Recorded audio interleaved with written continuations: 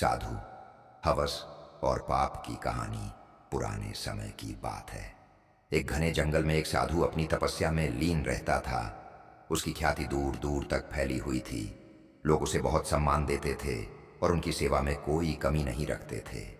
साधु का मन आध्यात्म में था, लेकिन एक दिन कुछ ऐसा हुआ जिसने उसकी तपस्या को हिलाकर रख दिया। एक दिन शाम के समय जब साधु अपनी कुटिया में ध्यान कर रहा था, तभी एक सुंदर स्त्री वहां आकर खड़ी हो गई।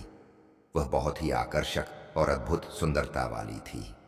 उसकी आंखों में एक अजीब सी कशिश थी, जैसे वह किसी को अपने जाल में फंसा सकती हो। उसने विनम्रता से कहा, महात्मा जी, मैं एक असहाय स्त्री हूं। कुछ दुष्ट लोग मेरा पीछा कर रहे हैं। कृपया मुझे अपने आश्रम में शरण दें। साधु को उस स्त्री की बातें सुनकर दया आ गई। उन्होंने उसे आश्रम में ठहरने की अनुमति दे दी। लेकिन जैसे जैसे रात गहराने लगी, साधु को अजीब अनुभूति होने लगी। वह स्त्री बहुत ही मोहक लग रही थी और उसकी आंखों में एक अलग ही आकर्षण था। साधु ने खुद को संयमित करने की कोशिश की, लेकिन जब वह स्त्री रात में उसके सामने आई तो उसका रूप और भी मोहक हो चुका था। उसने साधु के सामने झुककर कहा, महात्मा जी, मुझे बहुत डर लग रहा है। क्या मैं आपके पास बैठ सकती हूं? साधु का मन डगमगाने लगा। उसने अपने जीवन में कभी किसी स्त्री को इस तरह नहीं देखा था। वह खुद को रोकने की कोशिश कर रहा था, लेकिन उसके भीतर की इच्छाएं उसे घेरने लगीं। यह उसकी सबसे कठिन परीक्षा थी। क्या वह अपनी तपस्या पर अडिग रहेगा या मोह के जाल में फंस जाएगा? स्त्री धीरे धीरे उसके पास आई और कहा, महात्मा जी, क्या सच में साधु को मोह और वासना से मुक्त होना चाहिए? क्या आप भी एक सामान्य पुरुष की तरह मोह का अनुभव नहीं करते?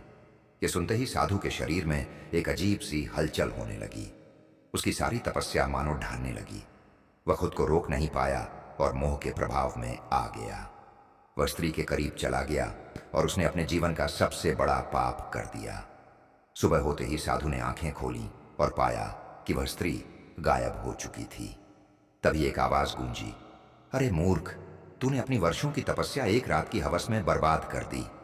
मैं कोई साधारण स्त्री नहीं, बल्कि माया का एक रूप थी जो तुझे परखने आई थी।